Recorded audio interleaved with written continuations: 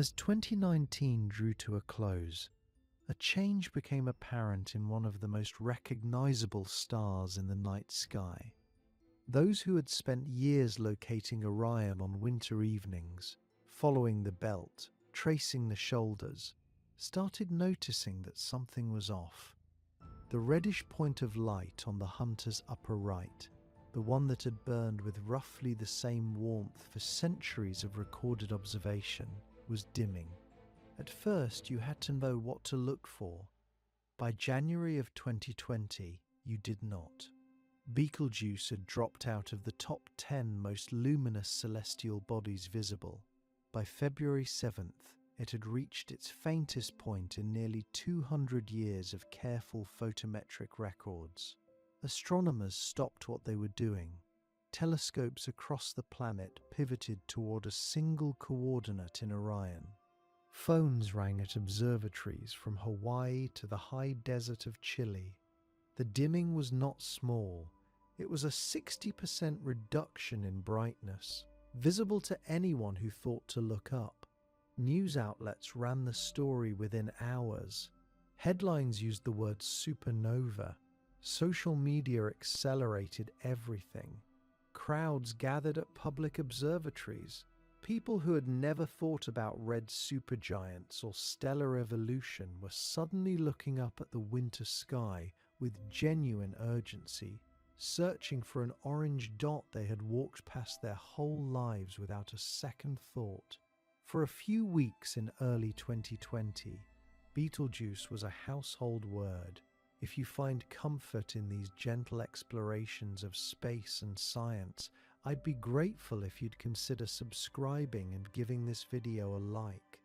I'd love to know where you're watching from and what time it is for you. Feel free to drop your location and time in the comments below.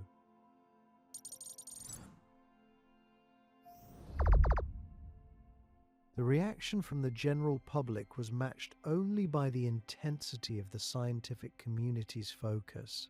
Amateur astronomers began submitting observations from their home telescopes, creating a distributed network of monitoring stations across multiple continents. Universities accelerated their planned observation schedules. Graduate students who had been working on entirely different projects found themselves reassigned to Betelgeuse studies. The star had become an unexpected opportunity, a cosmic event unfolding in real time that might answer fundamental questions about how massive stars behave in their final stages. Were we witnessing a star collapse into oblivion in real time? That was the question underneath every other question. Betelgeuse is what astronomers call a red supergiant, a star in its final moments of existence, the kind that dies in only one way. The outer layers collapse inward in a fraction of a second, then the core rebounds, driving an explosion so bright it can outshine entire galaxies.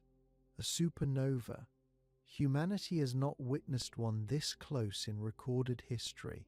The last comparable event was in 1054, when Chinese astronomers documented a new star so brilliant it remained visible in daylight for nearly a month. If Betelgeuse went, everyone alive would see it. So when the dimming accelerated through January and into February, the question on every astronomer's mind was plain and serious. Was this it? Then something stranger happened. By April, Betelgeuse started getting brighter again. Slowly at first, then more steadily.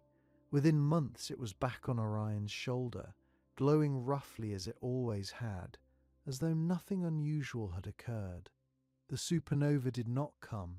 The headlines moved on. The crowds dispersed. The star had recovered, and the story, as far as the general public was concerned, appeared to be over. Astronomers did not move on. What had just happened made no sense under any standard framework they had for stellar behavior.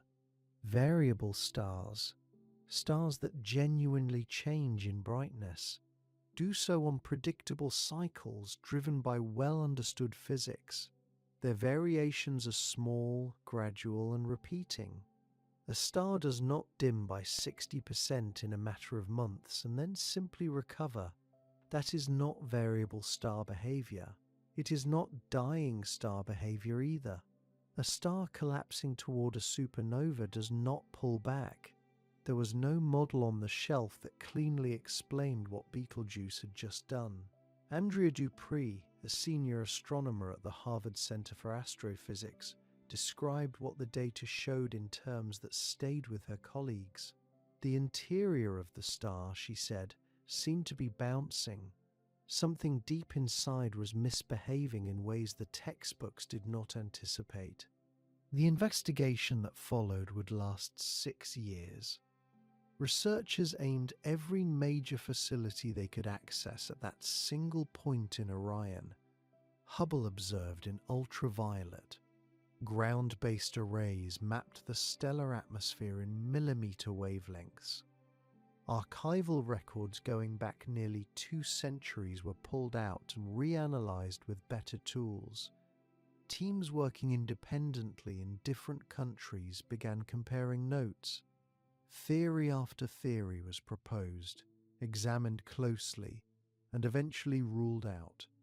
The dust settled, in some cases literally, and what remained was a mystery that kept getting stranger the harder anyone looked at it.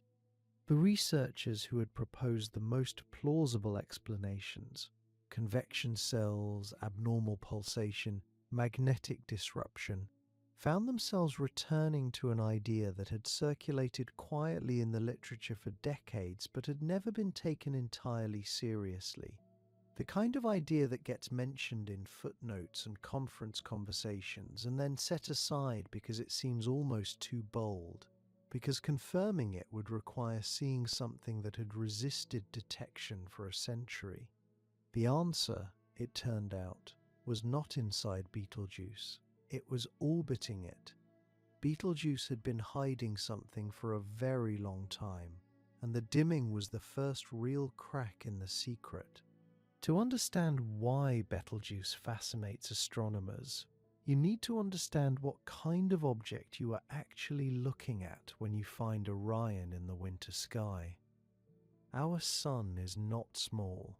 It contains 99% of all the mass in our solar system. You could line up 109 Earths across its face. A passenger jet flying without stopping would take roughly 6 months just to circle it once. By any measure, that means something to a human being. Our Sun is enormous. Betelgeuse makes it look like a marble. If you placed Betelgeuse at the center of our solar system, swapping it in for the Sun, the consequences would be difficult to hold in your mind. Mercury would be inside the star, Venus would be inside the star, Earth would be inside the star, Mars would be inside the star. The entire asteroid belt would be inside the star. The surface of Betelgeuse would reach out past the orbit of Jupiter, swallowing everything we have ever called home.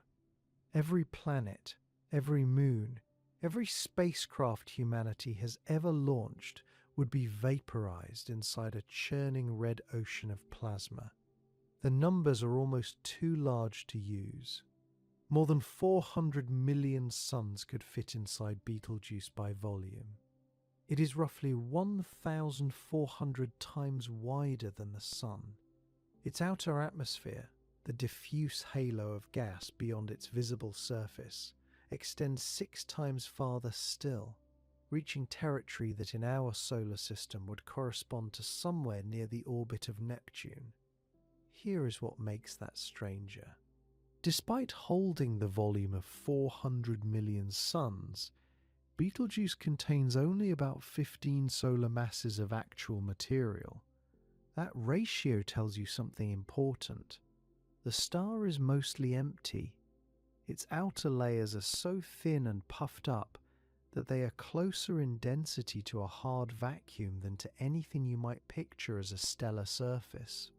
If you flew a spacecraft toward Betelgeuse, you would already be inside its atmosphere long before you could see any visible edge. There would be no boundary to cross. The star would simply grow denser and hotter around you, gradually, until your instruments failed, and then you did.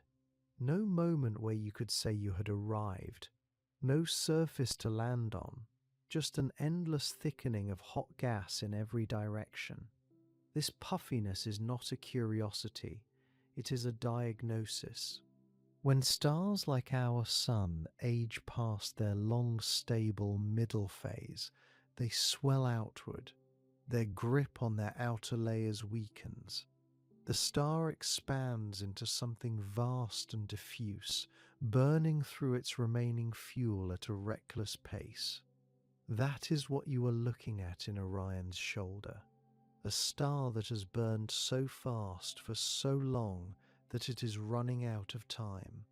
Betelgeuse is roughly 10 million years old. That sounds ancient. For a star this massive, it is ancient. Our Sun has been quietly converting hydrogen for nearly 5 billion years and has roughly the same amount of time remaining. Betelgeuse tore through the same process in a small fraction of that span, because the more massive a star is, the faster it burns and the shorter its life. The two facts are directly linked. Betelgeuse is dying because it was born so large. Now add the distance. Betelgeuse sits roughly 650 light years from Earth, somewhere in the shoulder of the constellation Orion. That distance is so large it starts to distort how you think about what you are seeing. Light crosses that gap in 650 years. What you see when you look at Betelgeuse tonight is not Betelgeuse tonight. It is Betelgeuse as it existed around the year 1376. Night still rode through Europe. The Black Death had recently finished tearing through the continent, killing somewhere between a third and half of the entire human population. That is the moment the light now reaching your eyes departed the star.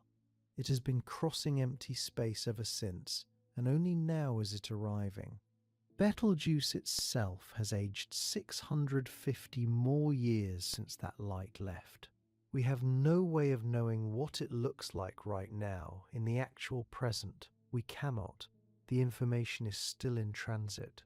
What this means is that every observation, every measurement, every theory built from decades of watching this star is built on light from the medieval period, the Renaissance, the Age of Sail, and the Industrial Revolution.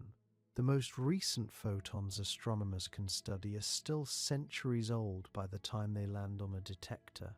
And because Betelgeuse is at the end of its life, burning through its final reserves, those 650 years of additional aging matter. The star may have changed dramatically. It may have changed catastrophically. For all anyone can determine with any certainty, Betelgeuse already exploded centuries ago, and the news simply has not reached us yet. The light from that explosion is still somewhere out in the dark between us, travelling at the speed of light, closing the distance. There would be no warning. One night, Orion's shoulder would blaze, and that would be the moment the information arrived. What makes this unsettling is not the distance alone. It is the combination. A star this unstable, this bloated, this far along in its dying, and we are watching it with a delay of 6.5 centuries baked permanently into every observation. We are, in a real sense, reading old mail from something that may no longer exist. But the size and the distance were not the strangest things about this star, because Betelgeuse had been keeping a secret that took nearly a century to uncover. Stars are not steady. Most people never notice this because the changes are slow and a human lifetime is short. But if you watch the night sky carefully enough, over months and years, certain stars shift. They brighten, they fade, they pulse faintly and rhythmically, like something alive. This is not a malfunction. For many large stars, it is simply how they exist. The mechanism behind this is called stellar pulsation, and it works roughly like this. A star's outer layers are not locked in place. They can swell outward, driven by the enormous pressure building beneath them, and then fall back inward when that pressure releases. As those outer layers expand, they cool slightly and dim. As they contract, they heat and brighten. The result, measured from Earth, is a slow repeating cycle of rising and falling light. Not random flickering, a genuine rhythm tied to the star's internal structure in the same way a heartbeat is tied to the size and muscle mass of the heart producing it. Betelgeuse does this. It has always done this. The first person to write it down was John Herschel, the British astronomer, who noticed in the 1830s that Orion's shoulder was not behaving like a fixed point of light. Some years it appeared brighter. Some years it seemed to recede slightly.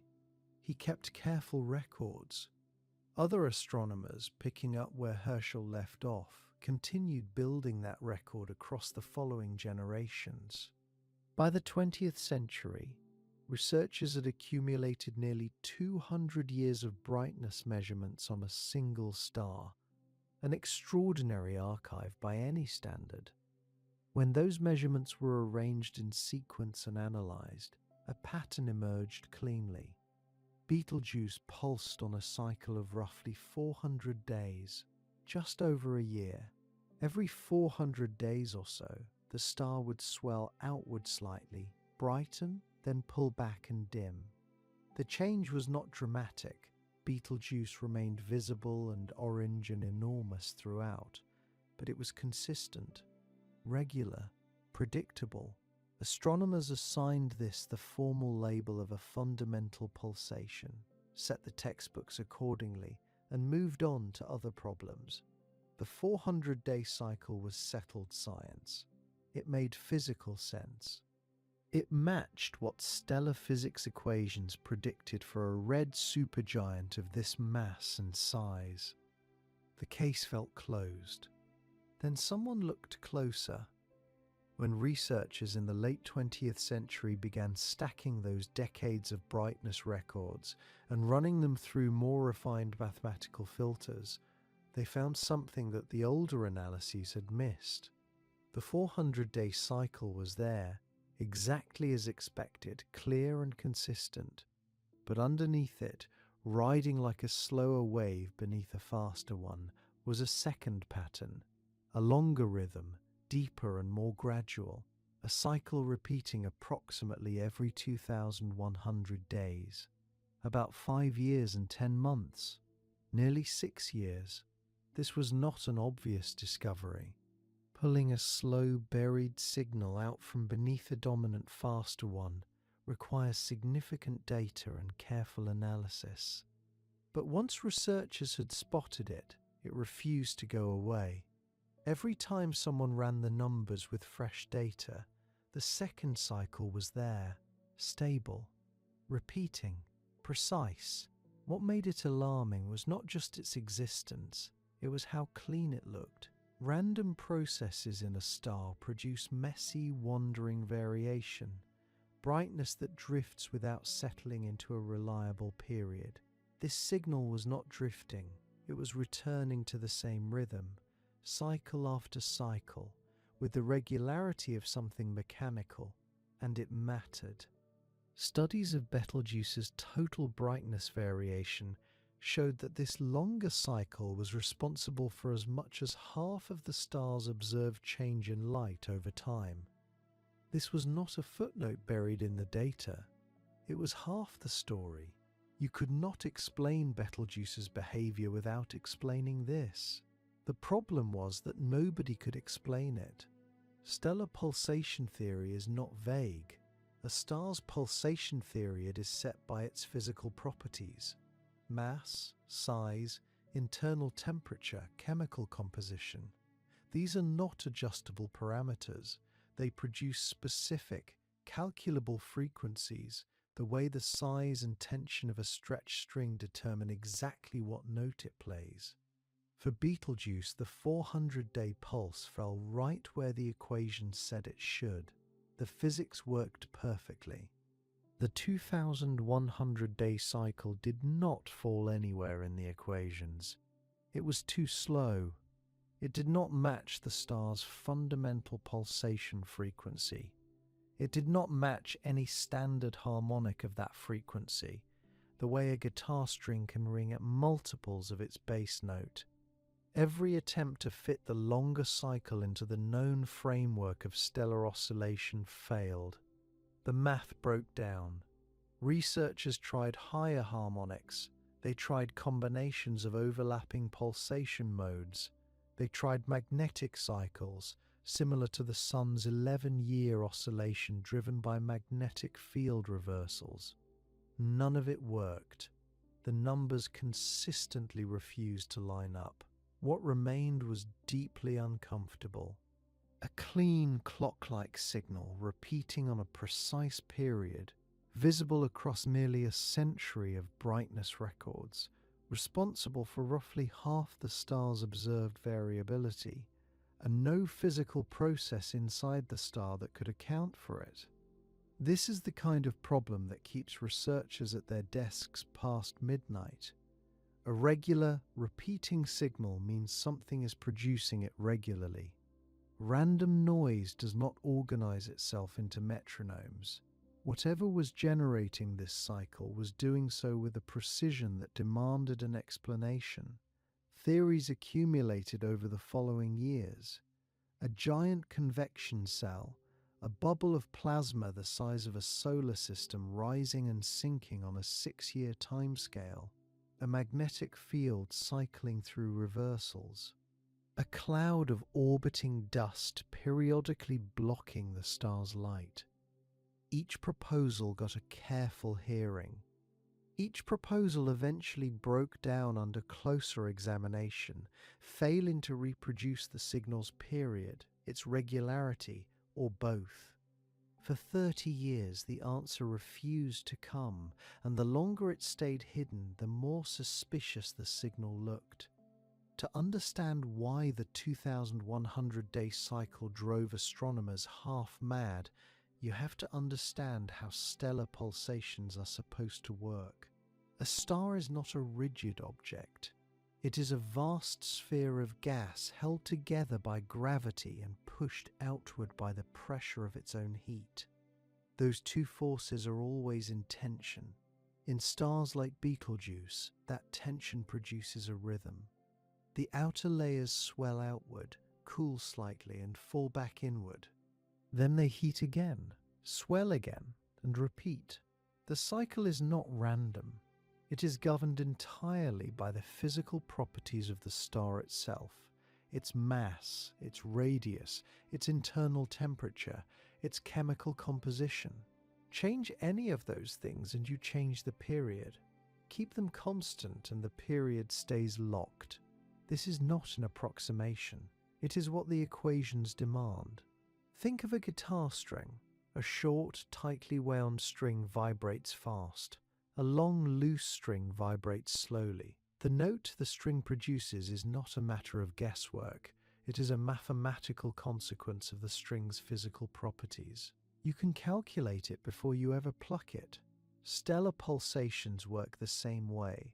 Once you know a star's mass and size, you can calculate what its breathing period should be. The math is well established.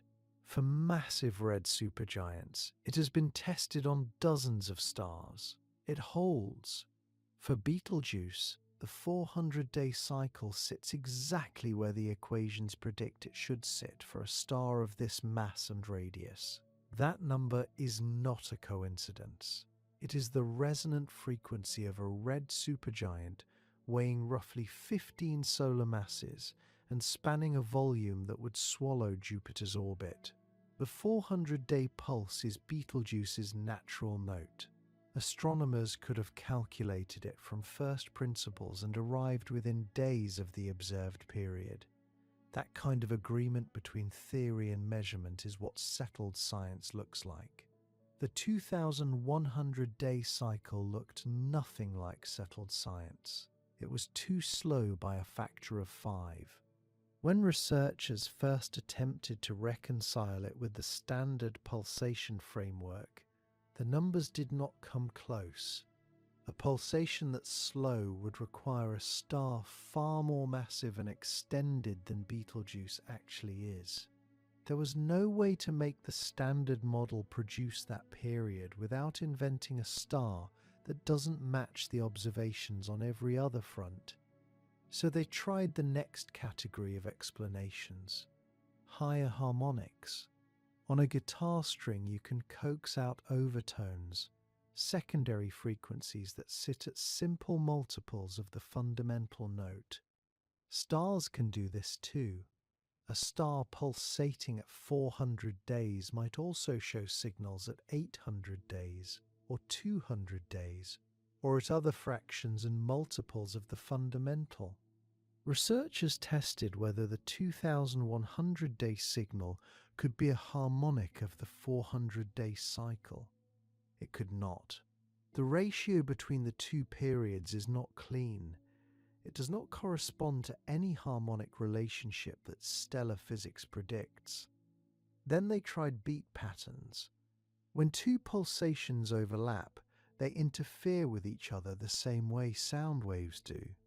Two close frequencies beating against each other produce a slow modulation, a long slow rise and fall riding underneath the faster rhythm. This is a real phenomenon in variable stars. Researchers asked whether some pair of overlapping pulsation modes in Betelgeuse could be producing the 2,100-day pattern as a beat frequency. They ran the calculations. The answer was no. There was no plausible pair of pulsation modes whose beat frequency landed near 2,100 days and whose individual periods were consistent with everything else known about the star. Magnetic cycles were the next attempt. Our Sun runs through an 11-year cycle driven by its magnetic field flipping polarity, a slow reversal that modulates sunspot activity and overall brightness by a small but measurable amount. Betelgeuse could conceivably have its own magnetic cycle driving long-term brightness variations. Researchers looked at the physics. The problem is that the timescales do not match. Magnetic cycles in massive stars scale differently than in solar-type stars. For something the size and mass of Betelgeuse, generating a clean 2,100-day magnetic oscillation requires assumptions that strain credibility. And unlike the Sun's magnetic cycle, the Betelgeuse signal showed no sign of the associated phenomena you would expect. No correlated shifts in surface field measurements. No consistent spectral signatures of magnetic activity rising and falling in phase with the cycle. Convection was the final serious candidate. Betelgeuse's surface boils with enormous convection cells, bubbles of hot plasma rising from deep inside the star, each one large enough to swallow several planets. These cells rise, spread across the surface, cool, and sink back down. Their lifetimes are months to years. Some researchers proposed that a single giant convection cell, rising and sinking over a multi-year cycle, could produce the observed brightness variation. The problem is predictability. Convection cells in stars are turbulent. Their sizes and lifetimes drift. They do not repeat with the precision of a mechanical clock. The 2,100-day signal was not drifting. It was not broadening. It was repeating, cycle after cycle, with an almost uncomfortable regularity. That kind of precision is a signature of something periodic in the strict mathematical sense, not something statistical and chaotic. Random stellar processes produce messy, wandering patterns. This signal was clean. That cleanliness was what made it so unsettling. In astronomy, when you find a repeating signal you cannot attribute to the star's internal mechanisms, your thoughts move to one place. Orbits are periodic. Orbits are clean. A companion star circling Betelgeuse on a 2,100-day path would produce exactly the kind of regular, clock-like modulation that kept showing up in the data. It was an obvious thought, and Betelgeuse had been watched, catalogued, and analysed for more than 200 years without a single confirmed detection of anything orbiting it. The companion hypothesis circulated through the field for years, mentioned in papers and debated at conferences, but nobody could close the case. What makes the search for an invisible star so peculiar is this: you cannot photograph it directly. That sounds simple, almost obvious, but the consequences are enormous.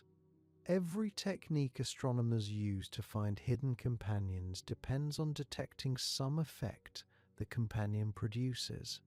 A wobble, a dip, a shift in colour. You're always hunting the shadow of the thing, never the thing itself.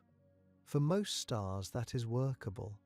For Betelgeuse, it is a nearly impossible problem, and it starts with the glare. Before we reach the breakthrough, it is worth considering just how stubborn this mystery had been. The signal had been sitting in the data for most of a century. Not hidden, exactly, not buried under noise, just overlooked, misread, or filed away as something else. The story of how astronomers finally cracked it is not a story of sudden genius. It is a story of evidence accumulating so slowly that no single generation of researchers could see the whole picture at once. This is a pattern we see repeated throughout the history of science. The observations exist, scattered across years and institutions, but lack the framework to be recognized as parts of a coherent whole. Each researcher working on the problem sees only a fragment. They notice something unusual in their data, perhaps mention it in a footnote, and move on to other questions. The fragment sits there, waiting for someone else to notice it independently, wondering if it means anything at all. Sometimes the observer suspects they have spotted something real, but cannot quite justify the suspicion with the evidence at hand. The measurements are imprecise. The instrumentation is limited. The theoretical machinery does not yet exist to explain what they are seeing, so they note it cautiously and file it away. In this case, the signal had appeared in multiple datasets over decades, each time noticed by a different researcher. One astronomer saw it and wondered whether it was an instrumental artifact. Another saw what might have been the same pattern and attributed it to something else entirely. A third found it in their observations, but lacked the theoretical context to understand its significance. These were not failures of observation. These were not instances of carelessness or incompetence. They were the natural result of working on a problem without the right set of tools. The evidence was there, waiting patiently, accumulating its own kind of pressure. The path to discovery required multiple conditions to align simultaneously. First, the observations had to become precise enough and numerous enough that the pattern could no longer be dismissed as random variation or measurement error. This took improvements in instrumentation across several decades. Detectors became more sensitive, telescopes became more powerful, data storage and processing capabilities expanded dramatically. What would have been lost or overlooked in an earlier era could now be preserved and analyzed. The sheer volume of data being collected meant that patterns could be spotted more readily if someone was looking in the right place with the right questions in mind. Second, the theoretical framework had to develop to the point where the signal made sense. Scientists needed to understand not just what they were observing, but why they should expect to observe it. This understanding did not emerge from a single insight. It grew from hundreds of papers, each adding a piece to the puzzle. Researchers working in different fields, some studying stellar physics, others exploring cosmology, still others investigating fundamental physics, contributed ideas that eventually converged. They did not know they were laying groundwork for the discovery. They were simply following their own questions and intuitions. Third, the scientific community needed to adopt a shared understanding that the signal was worth investigating seriously. This required building consensus, which is often slower than any single observation or calculation. Skepticism is healthy in science, but it can also act as a brake on progress. Researchers had to be convinced that the signal was real and not a systematic error. They had to believe that understanding it would matter. They had to think it was worth devoting time and resources to the problem when so many other fascinating questions competed for attention. Building that consensus required repeated presentations of evidence, discussions at conferences, and gradual shifts in opinion across the field. The human element was crucial throughout. People had to care enough about the question to persist. They had to be willing to spend years pursuing a lead that might come to nothing. Some researchers devoted entire careers to aspects of the problem, without living to see the final answer. They did the work because the question called to them, because they believed something important was hidden in the data, because they were convinced that the effort would eventually matter. This kind of sustained attention cannot be forced by institutions or funding agencies. It emerges from the deep interest of individual scientists who have decided to make a problem their life's work. Additionally, luck played its role. Certain researchers had access to the best data at critical moments. Certain conferences brought together people who would inspire each other's thinking. Certain technological breakthroughs arrived just when they were needed to move the work forward. These elements of chance do not diminish the achievement. Rather, they remind us that scientific progress is not a predetermined march toward truth. It is a more complicated, contingent process in which many factors must cooperate.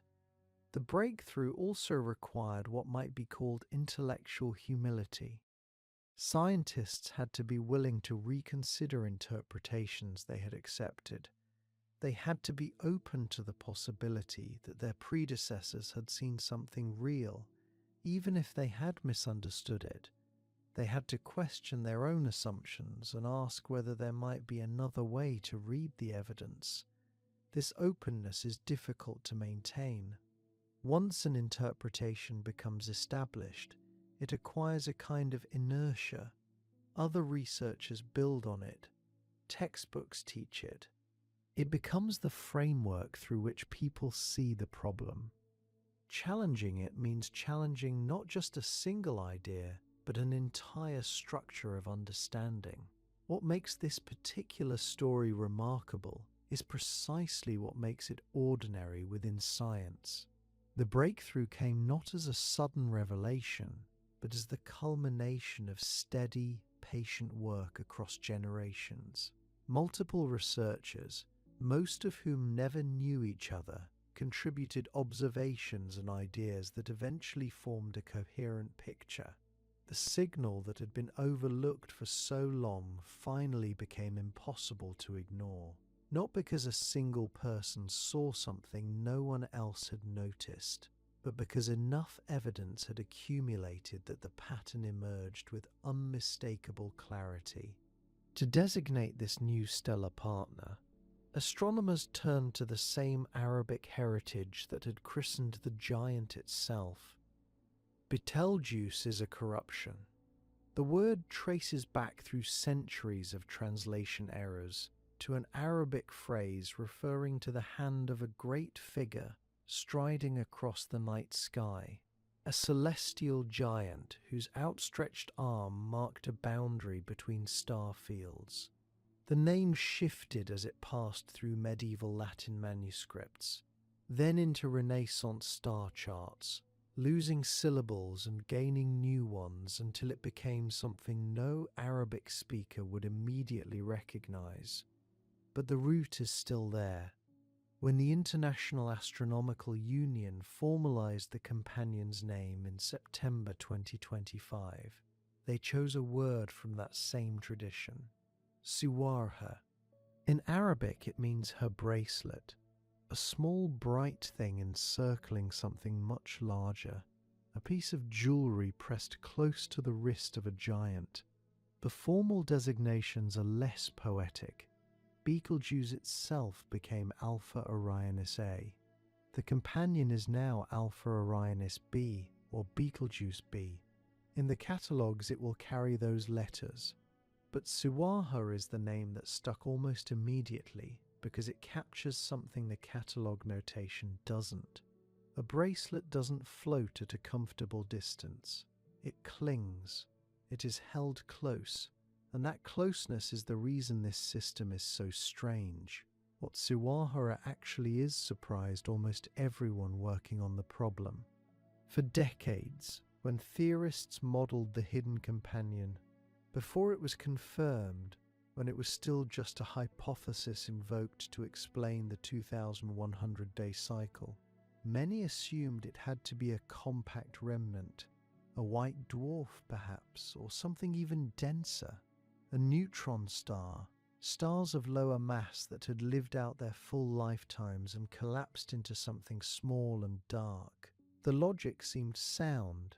If a companion had been orbiting Betelgeuse this long without being spotted, it had to be something dim, something that had burned out long ago and no longer produced much light of its own. That assumption was wrong. Siwarha appears to be a young star. The observations point to something with roughly 1.4 to 1.6 times the mass of our own Sun. Not a burned-out remnant, but an early main sequence or pre-main sequence object, probably an F-type dwarf, still relatively hot and blue-white. The temperature profile does not fit an old dead star. It fits a young living one. The best current interpretation is that Siwarha formed at the same time and from the same collapsing cloud of gas as Betelgeuse itself, roughly 10 million years ago. Two stars born together, out of the same raw material, in the same moment of gravitational collapse. One of them became a red supergiant, larger than most things in this region of the galaxy. The other became something barely larger than our Sun. This size disparity is worth sitting with. Siwarha, with roughly 1.5 solar masses, is not a small star by any human measure. It is larger than the majority of stars in the Milky Way. If you placed it alone in a patch of empty sky and pointed a modest telescope at it, it would be a perfectly ordinary, slightly hot, slightly luminous star, the kind that appears in stellar catalogues by the thousands. Astronomers would classify it and move on. It would not warrant a second look. It would not warrant a name that means anything at all. There is nothing about Siwarha in isolation that would make it remarkable. It is not in isolation. It has never been in isolation. From the moment it condensed out of gas and dust 10 million years ago, it has been in the gravitational grip of Betelgeuse, and Betelgeuse has been in its grip, and the two have been circling each other ever since. What makes Siwarha strange is not what it is where it is, and what that location means. The orbital period works out to roughly 2,190 days. Just over 6 years. That number is not new to anyone who has been following this story. It is exactly the second cycle that baffled astronomers for more than a century. The maddening clock-like rhythm buried beneath Betelgeuse's 400-day pulsation, the signal too clean to be noise and too slow to fit any standard model of stellar physics, turns out to be in orbit. The mystery period is the time it takes for a small star to complete one full loop around a dying giant.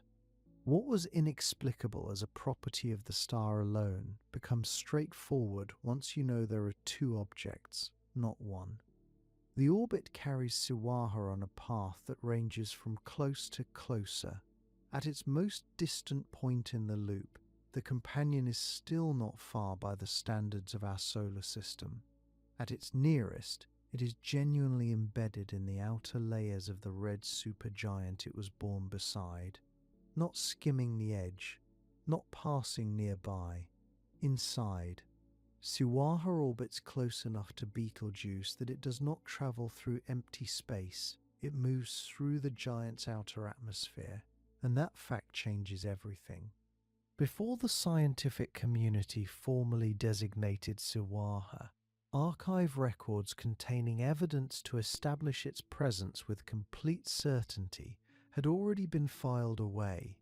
Andrea Dupree had been watching Betelgeuse since long before the companion had a name or even a serious following of believers. Her team at the Harvard-Smithsonian Center for Astrophysics had been pointing Hubble's ultraviolet instruments at the red giant on a regular schedule for nearly 8 years, not because they expected to find a companion, but because Betelgeuse in ultraviolet looks nothing like Betelgeuse in visible light, and that difference matters.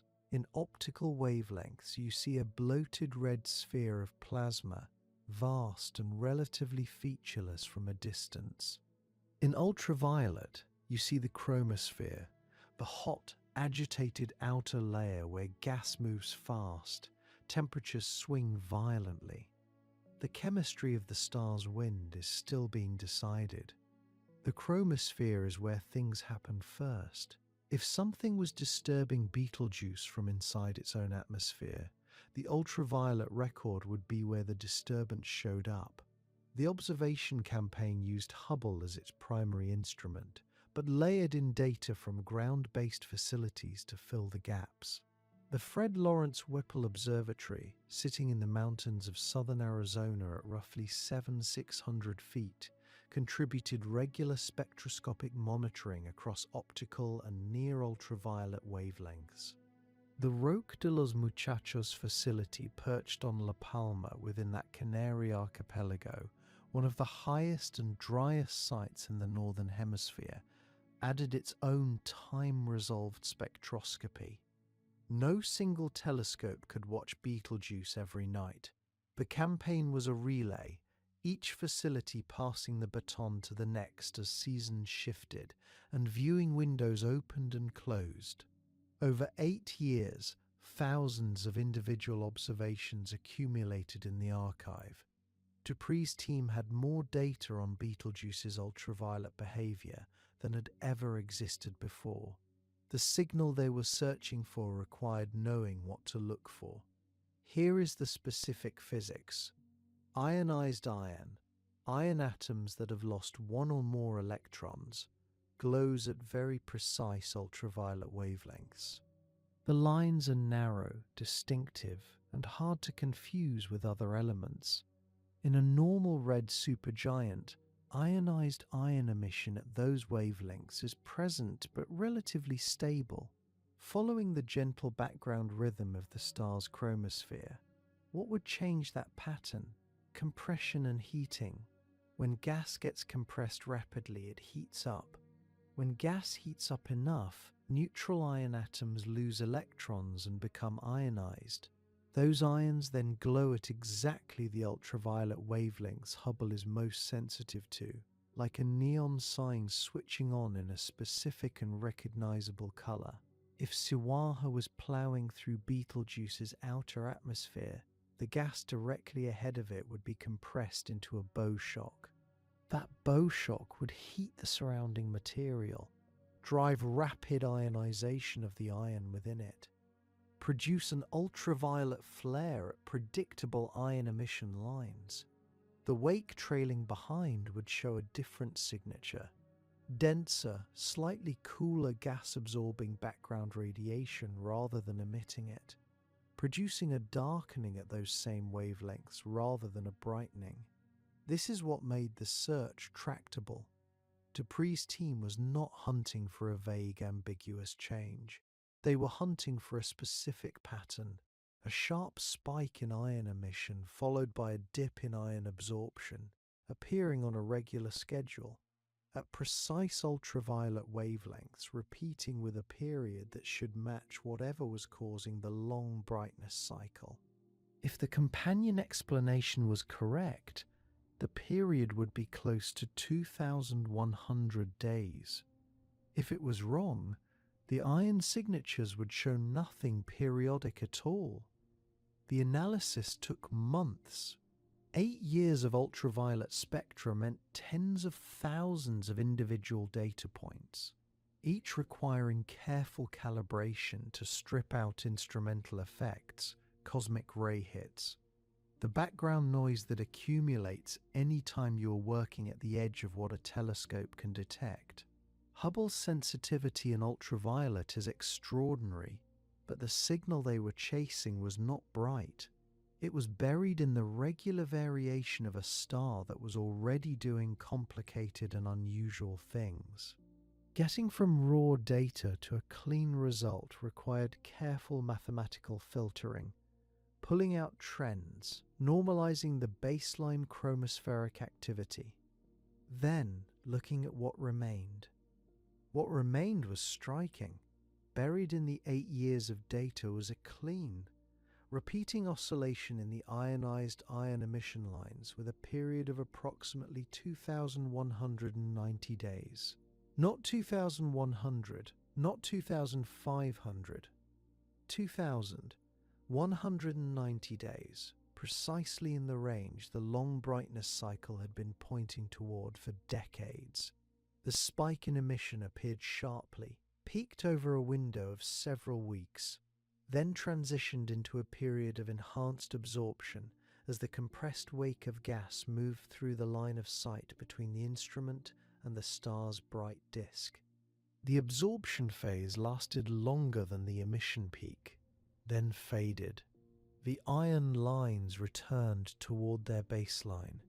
Then, 2,190 days later, it happened again. Then again. 3 full cycles were visible in the data, which was enough. 3 cycles meant the pattern was real and not a coincidence of noise. The timing of the emission peaks matched almost exactly the predicted moments when Siwarha, in its proposed orbit, would be crossing in front of Betelgeuse as seen from Earth, the conjunction point in the orbit where the companion would be pushing a bow shock directly into our line of sight, compressing the gas between the companion and us, heating it, forcing iron into its ionized glowing state. The precision of the match was the thing that settled the argument for most researchers who examined the data. Natural stellar processes in red supergiants produce messy, drifting patterns. Convection cells rise and sink on timescales of weeks to months, producing irregular brightness and spectral changes that do not repeat cleanly. Pulsations produce clean cycles, but only at frequencies set by the star's structure, and the star's structure cannot produce a 2.190-day pulsation at this mass and size. The only mechanism in stellar physics that reliably generates a clean orbital period signal in spectroscopic data is an object moving in orbit. The ionized ion signature was doing exactly what a small star orbiting inside Betelgeuse's outer atmosphere would do.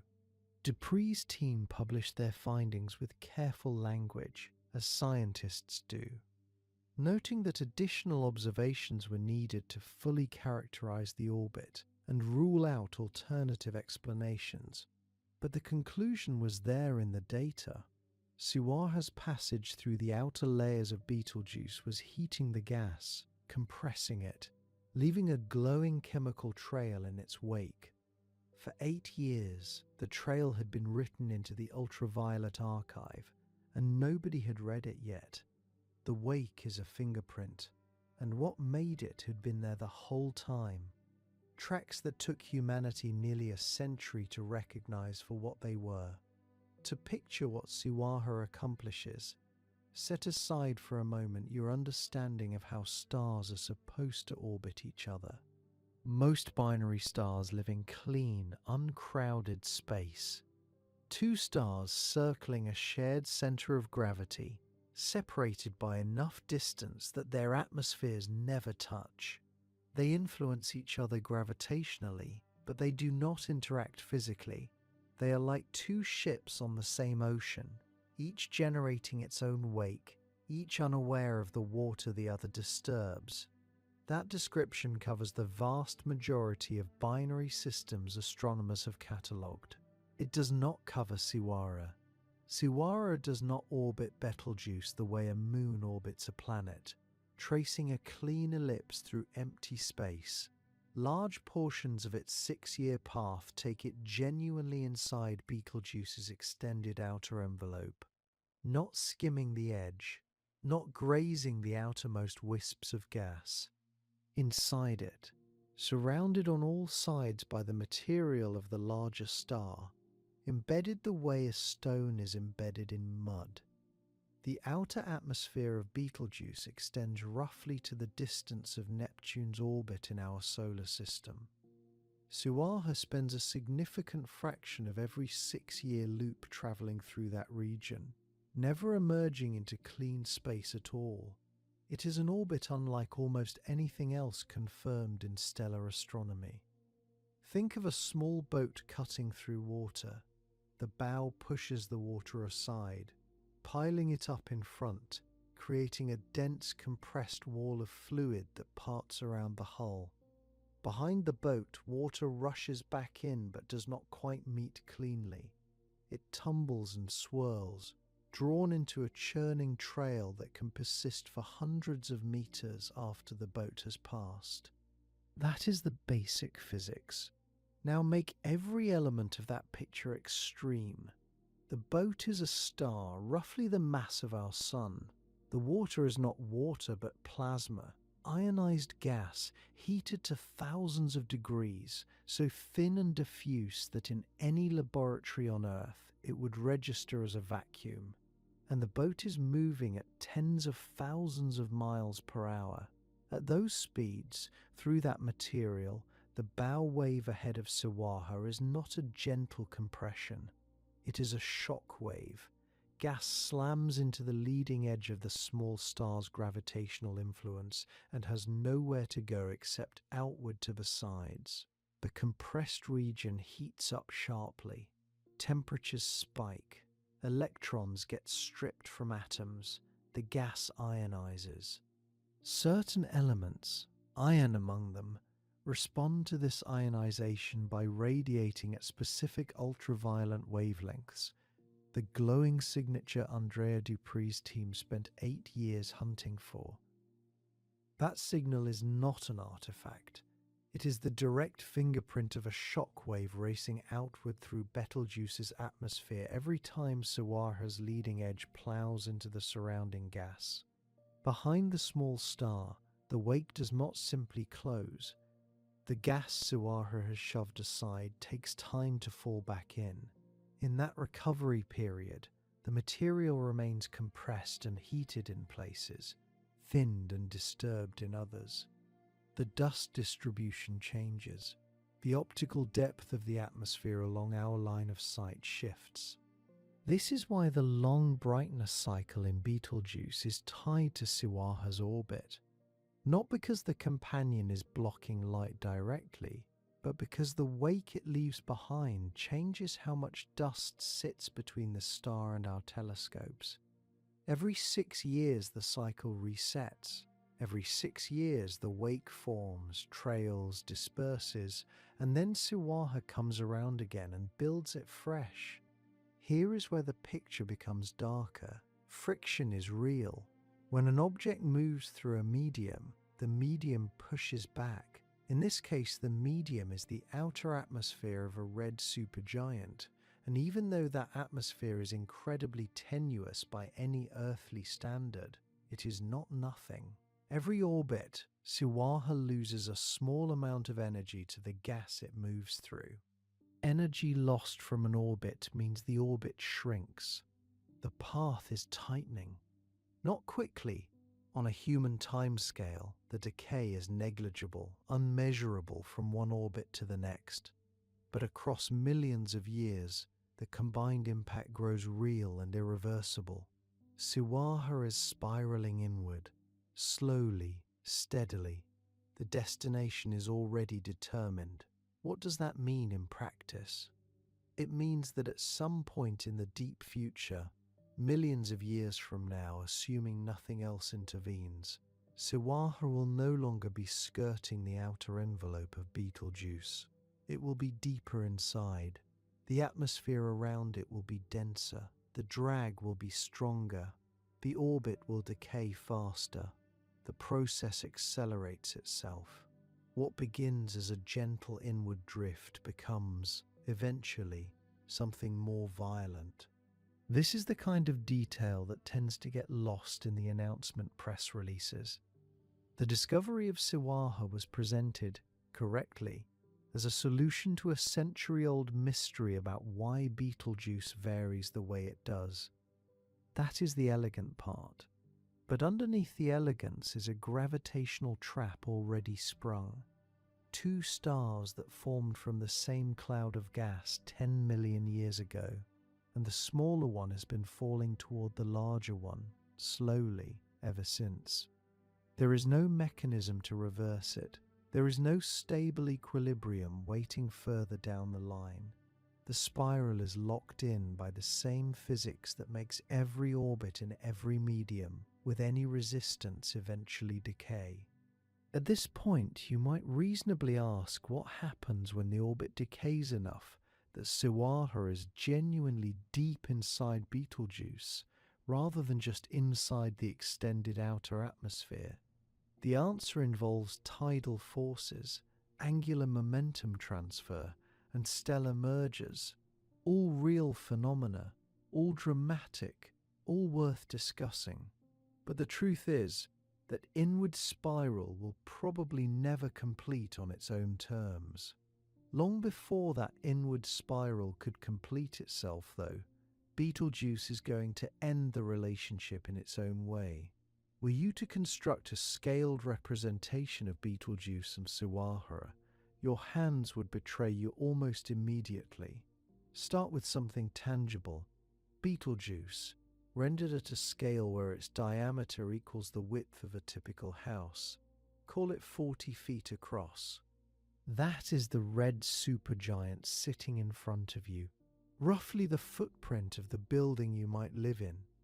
Now find Siwarha at the same scale. You are looking for something just barely larger than a marble, not a baseball, not a golf ball. A marble sitting somewhere near the foundation of that house, pressed so close to the wall it is almost touching. That is the binary system astronomers have been trying to photograph. One object, the width of a building. One object you could lose in a coat pocket, orbiting each other at a distance you could pace off in a few seconds at the scale we are using. This is what the numbers actually mean when they leave the equations and enter the physical world. The width ratio is 1,400 to 1. That number appears in papers and summaries the way large numbers always do, stated, absorbed, and then immediately forgotten by the human brain, which was not designed to hold ratios of this magnitude in any useful form. The marble and house comparison does not solve the problem entirely, but it makes the ratio at least briefly real. If you placed that marble on the kitchen floor and stood the house next to it, the marble would be invisible from the street. You would have to know it was there and walk up to it specifically to find it. A person glancing from the sidewalk would see only the house. This is, very nearly, the situation astronomers face when they point a telescope at Orion's shoulder and try to find Siwarha.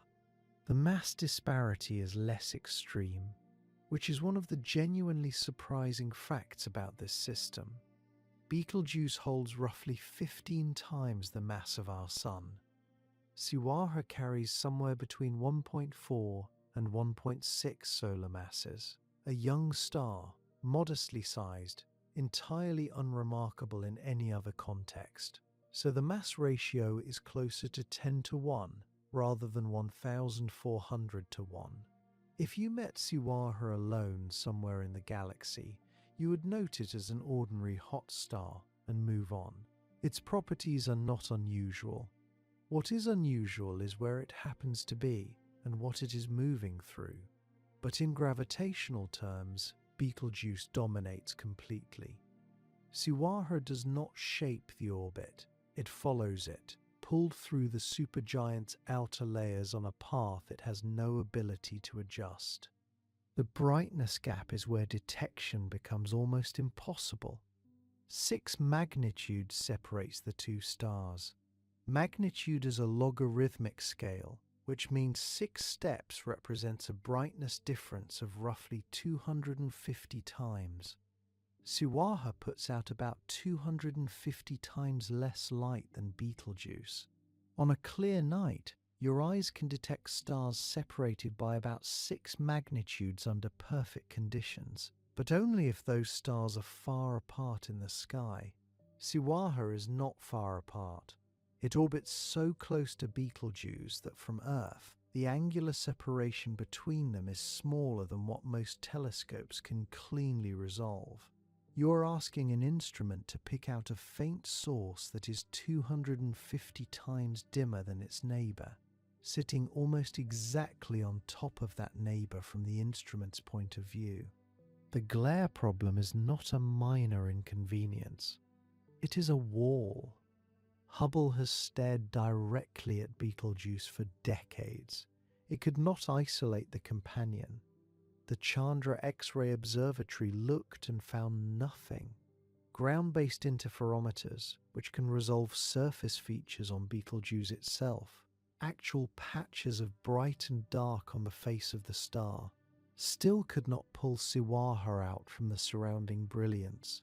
The companion was predicted, theorized, argued over in conference rooms and at the bottoms of research papers for the better part of a century, and for most of that time there was simply no instrument capable of doing what needed to be done.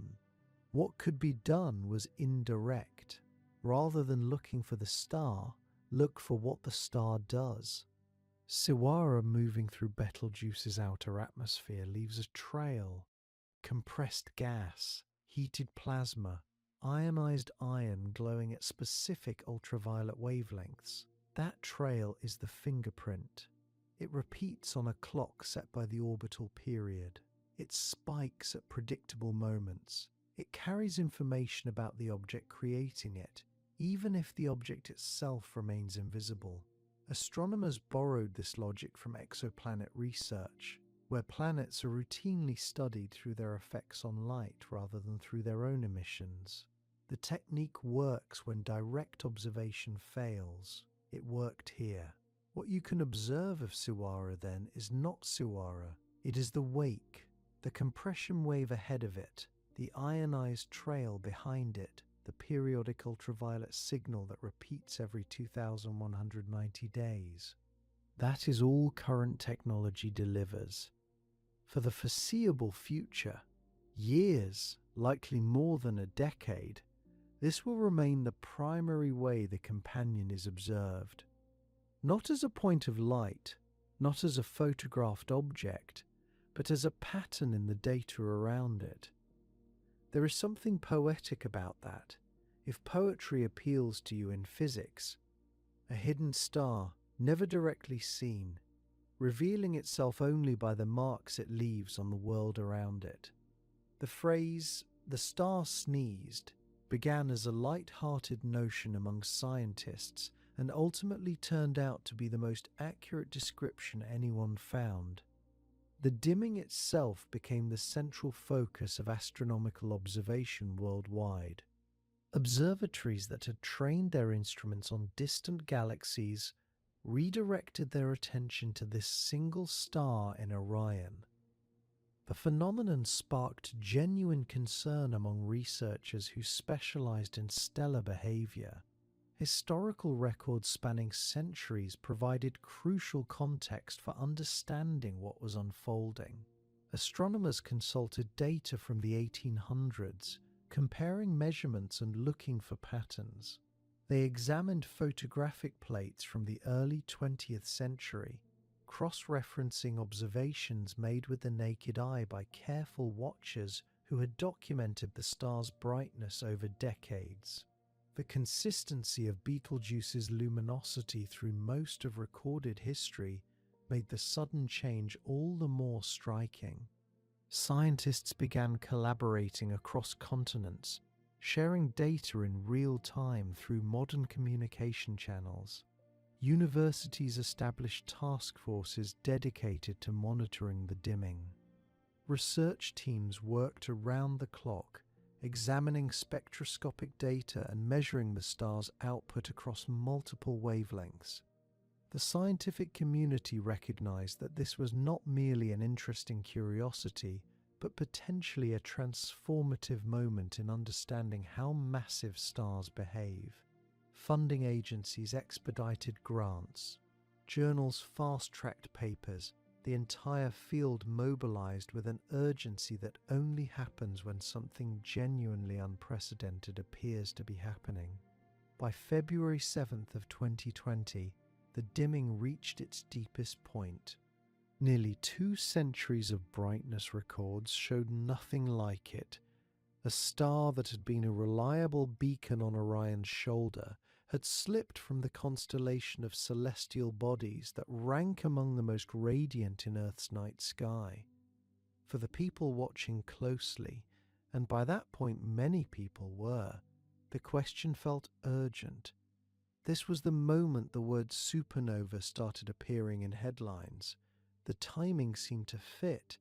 The scale seemed to fit. It did not fit. What the Great Dimming left behind was not destruction. It was disruption on a timescale of years, and a clear demonstration that a red supergiant's internal structure is not as stable as the long record of steady pulsation might suggest. The star was, quite literally, pulling itself back from something, and what remained unresolved was whether Siwarha had anything to do with it. Siwarha's orbit carries an almost unsettling quality, even once you know it exists. Most binary star systems are clean, well-separated arrangements. 2 stars, both in open space, pulling at each other across a respectful distance. The companion stays outside. The primary does its thing. They interact gravitationally, but their atmospheres never touch. This is the standard picture, and it holds for the vast majority of binaries catalogued over the past 2 centuries of stellar astronomy. Siwarha does not fit it.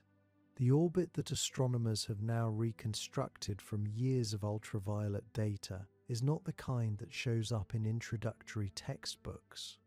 It is something stranger, and the strangeness runs in every direction you examine it. The cycle takes 2,190 days to complete. That is just under 6 years. Over that time, Siwarha traces a loop that carries it from one of the most extreme environments a star can occupy, deep inside the extended outer atmosphere of a red supergiant, out to a more distant point, where the surrounding gas finally thins enough to approximate what you might generously call empty space. Then it swings back in. The pattern repeats. It has been repeating, as far as astronomers can determine, for millions of years. Every 6 years, the same track, the same plunge back into the gas, the same slow arc back out. What changes each cycle is what the orbit does to the material around it, and what that material does to the light that eventually reaches Earth. The critical moment is conjunction. Once per cycle, Siwarha crosses in front of Betelgeuse from our perspective. Not in front of the star's visible surface necessarily, but in front of the broader atmospheric envelope between us and the giant. This is the moment that Andrea Dupree's team identified as the spike in ultraviolet emission. Ionized iron in the compressed gas ahead of the small star glows at specific wavelengths, briefly brighter, then dims as the trailing wake absorbs radiation passing through it. The timing of that signature in 8 years of Hubble data matches the 2,190-day period with a precision that rules out coincidence. When researchers calculated where in its orbit Siwarha should have been during each recorded spike, the answer was the same every time. Conjunction, dead on. After conjunction, the companion continues along its path and eventually swings behind the giant entirely. Earth's sightline to Siwarha is blocked by Betelgeuse itself. From our position, the small star disappears. It is still there, still ploughing through gas, still generating its wake, still heating and compressing the atmosphere on Betelgeuse's far side. We simply cannot see any of it. The signals go quiet. The ultraviolet ion emission drops. The long brightness cycle enters its declining phase. If you did not know what was happening, you would think the star had simply settled. You would be wrong. That is exactly where Siwarha is right now. Hidden, on the far side of the giant, somewhere behind roughly 1,400 solar diameters of glowing red plasma and diffuse stellar atmosphere, tracing the back half of its orbit in the dark. The last conjunction was measured. The wake was confirmed. The orbit was validated. And then the small star disappeared from view on schedule, exactly as the model predicted it would. This is not an abstract claim. Predictions made years before the companion was confirmed, based purely on the 2,190-day brightness cycle and the ultraviolet signatures, have now matched the observed timeline almost exactly. The orbit was calculated before it was proven, and the calculation was right. The next conjunction is predicted for August 2027. That is the moment when Siwarha will again cross between us and Betelgeuse, when the UV ion signature should spike again, when the long mystery cycle should peak again. It is also the best opportunity in 6 years to attempt a direct detection. The geometry at conjunction puts the companion at its closest apparent approach to the line of sight between Earth and the giant's center. Not in front of the actual photosphere, but as close to it as the orbit allows. In December 2024, a team using the Alope instrument on Gemini North caught what may be the first direct photons from Siwarha itself, captured at the predicted position in the companion's orbit. The image was faint, right at the limits of what the instrument could resolve, but it was there. August 2027 offers another shot with better preparation, better instruments, and the benefit of knowing precisely where to point. Every major observatory with ultraviolet capability is already planning for it. Scheduling requests for Hubble time in 2027 have cited the Betelgeuse conjunction specifically. Ground-based facilities in Hawaii, Chile, and the Canary Islands are coordinating. Researchers who spent decades chasing this signal through data now have a date circled. It is a rare thing in astronomy, an event you can anticipate with enough precision to prepare for properly. Most of what the sky does, it does without asking. This time, astronomers know it is coming. There is something almost satisfying about that, except that the word satisfying does not quite fit a situation where the object of study is a dying star of genuinely enormous violence, orbited by a smaller star being slowly destroyed by friction. The elegance of the orbital period, the precision of the predictions, the clean match between theory and observation, these things feel orderly from the outside. The physical reality they describe is not orderly at all. It is a small star caught inside the outer layers of a giant, grinding through gas at tens of thousands of miles per hour, losing orbital energy with every pass, its path tightening increment by increment over timescales longer than our species has existed. The math is beautiful. The situation is not. For now, the companion is hidden on the far side of the giant, tracing its slow path in the dark, and astronomers are waiting for 2027 with unusual patience. Despite the dimming, the missing pulsation, the churning interior, and the hidden companion, Betelgeuse will not be exploding imminently. This is the part that tends to disappoint people, and it is also the part that gets quietly glossed over whenever the subject comes up in popular coverage. The headline version of Betelgeuse is always the same: a dying star behaving strangely, ready to blow. The actual version is more complicated and, in its own way, stranger. The final stages of a massive star's life are not quick. A star like Betelgeuse moves through a sequence of nuclear burning phases after hydrogen runs out. Helium, then carbon, then neon, then oxygen, then silicon. Each phase is shorter than the last. Hydrogen burning lasts millions of years.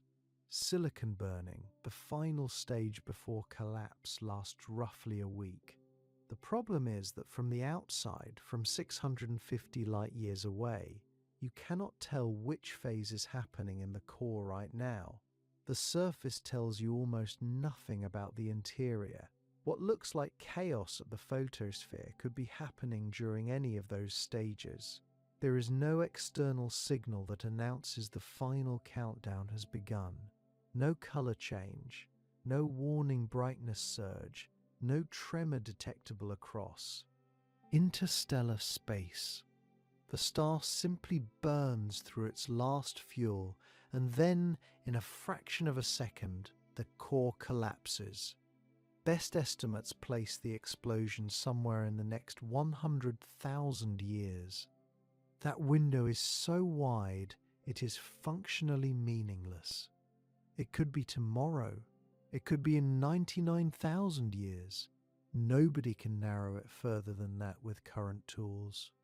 What is worth understanding is that the Great Dimming of 2019 and 2020 was not a warning sign. It was a surface mass ejection, a violent but localized event in the star's outer atmosphere, not a symptom of core failure. The star sneezed.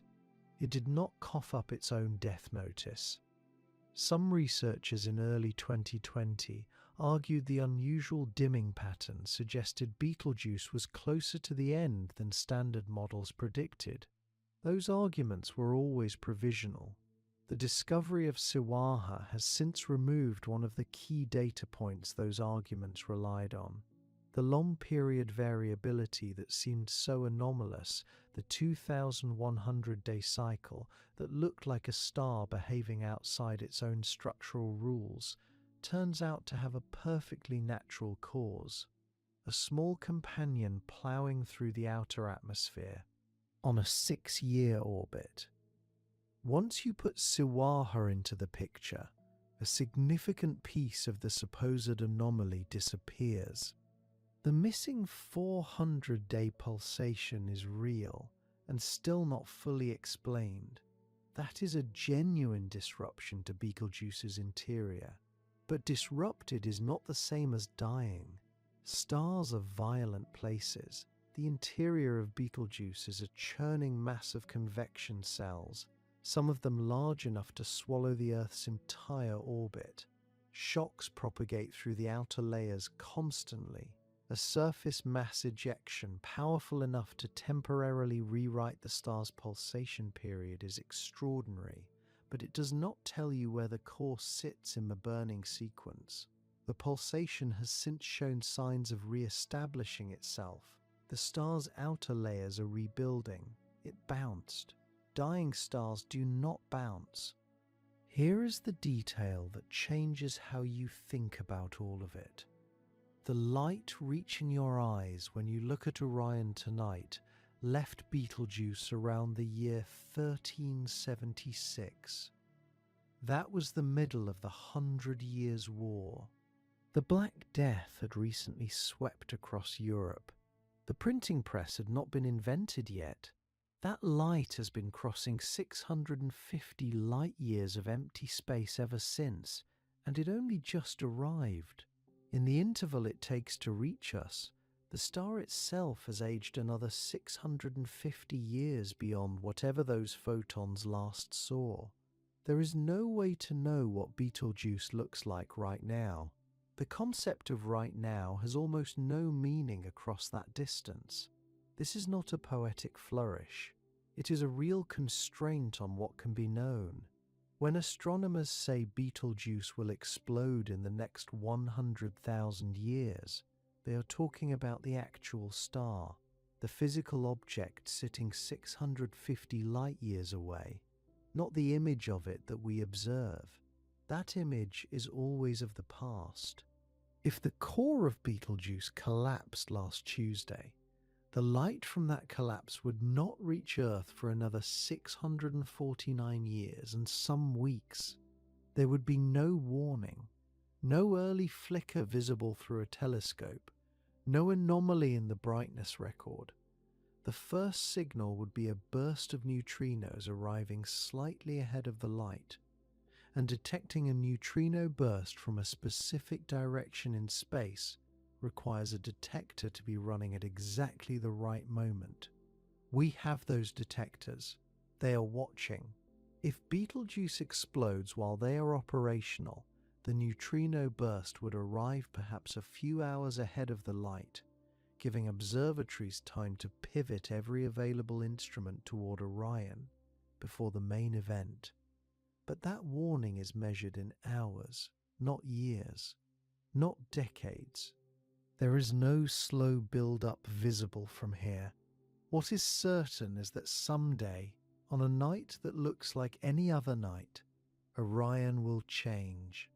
The shoulder will ignite. Something brighter than anything in living memory will appear in the winter sky, and it will have been on its way for 650 years. The shockwave already travelling outward, the light already crossing space, the neutrinos already scattered. We just have not received any of it yet. Or we already did, and it was not Betelgeuse that time. Every clear night you look up at Orion, you might be looking at a star that no longer exists, and there is absolutely no way to know which it is. The closest modern comparison we have is the supernova of 1054, recorded by Chinese astronomers who noticed a new star appearing in the sky near what we now call the constellation Taurus. Their records describe it as bright enough to be visible in full daylight for 23 consecutive days. The remnant of that explosion still exists. We designate it the Crab Nebula. This object resides roughly 6,500 light-years from Earth. A Betelgeuse supernova would be 10 times closer than that. Closer means brighter by a factor of roughly 100. The event Chinese astronomers considered remarkable enough to inscribe in official state records. A supernova they watched for nearly a month in daylight would be profoundly outclassed by what Betelgeuse would produce. A Betelgeuse supernova would be entirely safe to witness and almost impossible to ignore. and the disruptions would go well beyond what most people think about. Most people stop at the spectacle, the daylight visibility, the shadows at midnight, the stunned crowds in city streets. That is only the surface.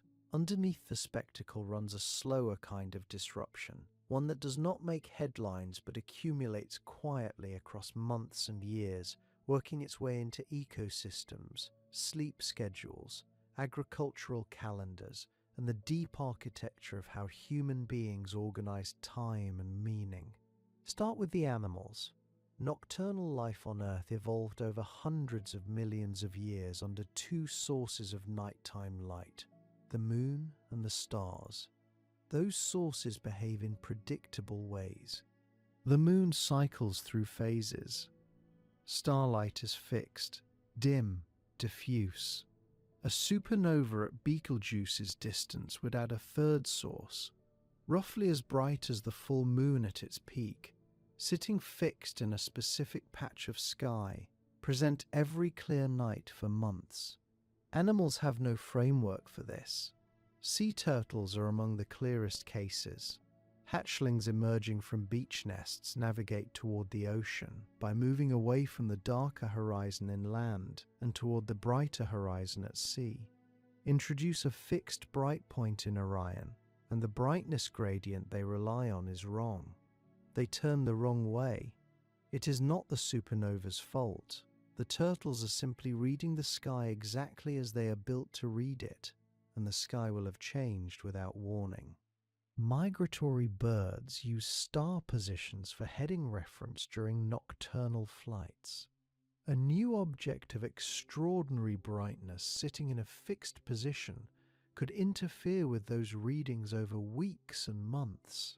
Insects drawn to light sources, and there are many, would cluster beneath Orion. The ecological knock-on effects of that shift are not easy to calculate. Agriculture runs on photoperiod. Many crops measure the ratio of light to darkness to determine when to flower and fruit. Wheat, soybeans, and rice are all sensitive to day-length signals. A persistent bright nighttime source during the growing season would reduce the effective dark period each night. Some strains might read this as a longer summer day and delay flowering. Others might accelerate. The disruption would vary by latitude, by crop, by the season in which the supernova peaks. Agricultural scientists would scramble to model the effects. Growers in regions already operating at the margins of seasonal windows would face uncertainty at the worst possible time. Human sleep is not much more robust than a turtle's navigation system. The human circadian rhythm is light-sensitive in ways people underestimate. A supernova bright enough to cast shadows outdoors at midnight would be detectable through curtains, through eyelids in lighter sleepers, and certainly through any window in any direction near Orion's rise.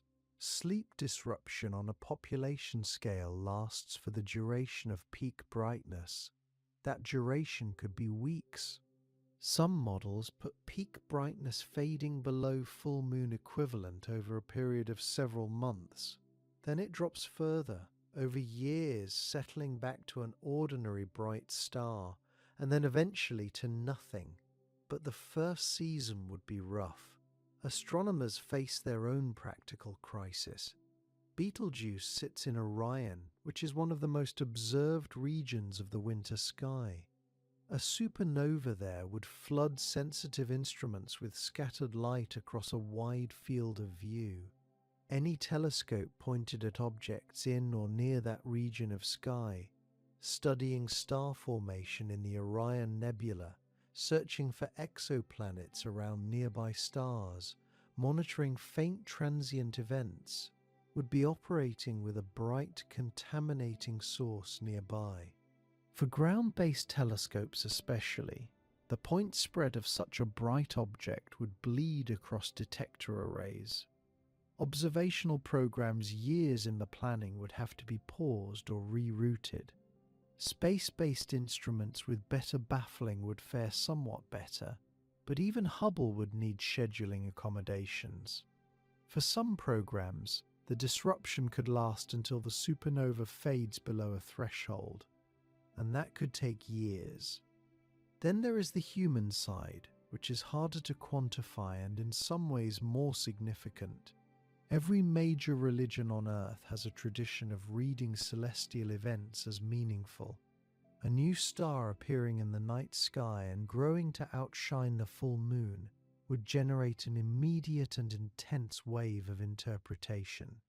Governments would issue statements. Some would convene emergency councils. The history of the 1054 supernova is instructive. Chinese court astronomers recorded it in detail. It appeared in indigenous American rock art across the American Southwest. A new star hung visible for nearly 2 years. That event was 6,500 light-years away. A Betelgeuse supernova would be 10 times closer and perhaps 100 times brighter. The cultural response would be proportionally larger. Not an annoyance, not a curiosity, but a generational event. Calendars would mark it. New myths would form around it.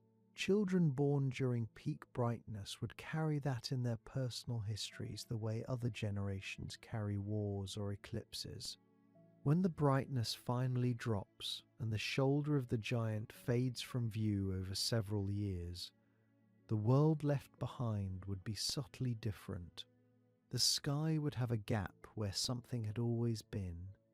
Every person who had watched the progression, the rise, the strange months of false daylight at night, the slow dimming, the absence, would share a reference point unlike anything available to people before or after. The full cultural weight of those years, the calendars, the myths, the paintings, the fear, the beauty, is not something any generation before or after would share. Siwarha is going to die, not slowly, the way ordinary stars die over billions of years of cooling, but in an instant, caught inside an explosion that is not even its own. When Betelgeuse finally collapses, the sequence happens fast. The iron core, having fused its way through every available fuel, can no longer support the weight above it. It fails in less than a second. The outer layers, still enormous, still heated to millions of degrees, fall inward and then rebound off the newly formed core in a shockwave that travels outward through the star's remaining bulk. That shockwave reaches the surface of Betelgeuse in a matter of hours. After that, there is no more surface. There is only an expanding wall of energy moving outward at a significant fraction of the speed of light, carrying with it more energy than our sun will release across its entire 10 billion year life. Siwarha is already inside that, not near it, inside it. On any given day of its 6-year orbit, the small companion is traveling through the outer atmosphere of the red supergiant, embedded in gas on all sides, separated from the core of Betelgeuse by a distance that, on the scale of this explosion, is essentially nothing. When the shock wave tears through Betelgeuse's outer layers, Siwarha will be caught inside the event before any signal could possibly warn it. Radiation traveling at the speed of light will arrive first. A pulse of X-rays and gamma rays intense enough to strip the atmosphere from a planet will hit the small star in that first fraction of a second.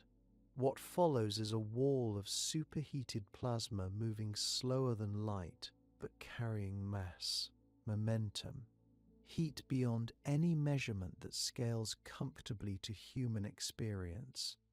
Siwarha is roughly the mass of our Sun. Betelgeuse, even before the explosion, contains the mass of 15. The energy released in the collapse dwarfs that ratio entirely. Against a supernova shock wave, a one solar mass companion at close orbit has no structural integrity to speak of. The likely outcome is not survival. It is not even damage in the ordinary sense. The outer layers of Siwarha would be stripped and incorporated into the expanding shell within minutes. The core, if it holds together briefly, would be vaporized by the sustained radiation flood and ram pressure of the ejector flowing around and through it. There would be no remnant, no white dwarf slowly cooling in the expanding nebula, no neutron star spinning at the heart of the wreckage. Siwarha's material, its hydrogen, its helium, whatever heavier elements have begun accumulating in its young interior, would become part of the supernova remnant itself, mixed into the shell of expanding gas that will eventually cool and drift and seed some distant region of the galaxy with chemistry. From 650 light-years away, none of this would be visible separately. The instruments that would catch the event would record the flash, the brightness peak, the spectral signature of the expanding shell. They would see one explosion. The fact that two stars died rather than one would be invisible in that data, or nearly so. A close companion caught inside the blast does leave traces, theoretically. The geometry of the ejector may not be perfectly spherical. The shock wave interacting with a dense object at close range would produce asymmetries, hotspots, specific spectral emissions that do not appear in clean single-star events. Astronomers suspect this is happening in certain supernovae already observed in distant galaxies. Some events have always shown unusual light curves, peaks that come slightly early, asymmetric brightness declines, unexpected emission lines in the early spectra. These were chalked up to unusual circumstellar environments or measurement uncertainty. The Betelgeuse system suggests a different possibility. If embedded companions like Siwarha are not rare around red supergiants, and given that the most studied supergiant in history hid one for a century, there is reason to think they are not. Then some fraction of all supernovae we have ever recorded may have involved exactly this kind of double destruction. The standard models of supernova light curves were built without accounting for a companion inside the ejector. They assume any companion orbits at a safe distance, survives the explosion, can later be detected as a runaway star ejected from the blast site. That picture may be wrong in a meaningful percentage of cases. A companion inside the ejector does not survive to be detected later. It does not show up in the runaway star catalogues. It leaves only subtle asymmetries in the remnant and perhaps a slight excess in certain emission lines during the first days after the explosion. We would have to know what we were looking for before we could find it. Until Siwarha, we did not know what we were looking for. This is the way discovery actually moves in astronomy. Not in clean revelations, but in slow revisions. A system is studied, an assumption is overturned. Suddenly a category of anomalous data that never had an explanation acquires one. For decades, peculiar supernova light curves sat in archives without a satisfying answer. Now there is a hypothesis worth testing. Built from 8 years of Hubble observations and a small blue-white star quietly orbiting inside a dying red giant's outer atmosphere. The testing will take years. It requires going back through the historical records of supernovae and nearby galaxies and asking whether any of the unusual events match the predicted signatures of a caught companion. That work is beginning. Betelgeuse and Siwarha formed together from the same collapsing cloud of molecular gas roughly 10 million years ago. They have spent every moment since in each other's gravity, bound in a system where one grew enormous and the other stayed small. Two stars formed together from the same cloud of gas 10 million years ago. When the end comes, they will go out together, though only one will be remembered. If Betelgeuse has been concealing an orbiting body for 10 million years, the obvious question is what the other red supergiants are hiding. Start with what we know. Betelgeuse is not some obscure object at the edge of a catalogue. It is the closest red supergiant to Earth. It is one of the 10 brightest stars in the night sky. Astronomers have been pointing instruments at it for nearly 2 centuries. If a star this prominent, this watched, this studied could conceal an orbiting companion inside its own atmosphere for 100 years, the assumption that we understand the architecture of other supergiants deserves serious scrutiny. Antares is the most obvious place to look next. The bright red heart of Scorpius sits roughly 550 light-years away and has long been known to host a companion, Antares B, a hot blue star visible through a moderate telescope during the right conditions. That companion has been catalogued and studied. The assumption was always that the picture was complete. But Antares shows additional periodic variability that the known companion does not cleanly explain. There are rhythms in its brightness and spectral behavior that sit just outside what the models predict. Before Siwarha, researchers might have attributed those irregularities to convection, or dust, or some quirk of pulsation. Now the question has to be asked more carefully. Is there a second companion, closer in, buried inside the outer atmosphere, the same way Siwarha was buried inside Betelgeuse's? VY Canis Majoris presents a stranger case. It is one of the largest stars known, sitting at a distance of roughly 3,900 light-years. That makes detailed observation significantly harder than with Betelgeuse or Antares. What astronomers have documented is a star ejecting material in bizarre, asymmetric patterns, knots and arcs of gas thrown outward in directions that do not match a simple, uniform stellar wind. Several of these ejection events appear to have been massive, with individual outbursts rivaling what Betelgeuse produced during the Great Dimming. No mechanism internal to the star fully accounts for the directionality of those ejections.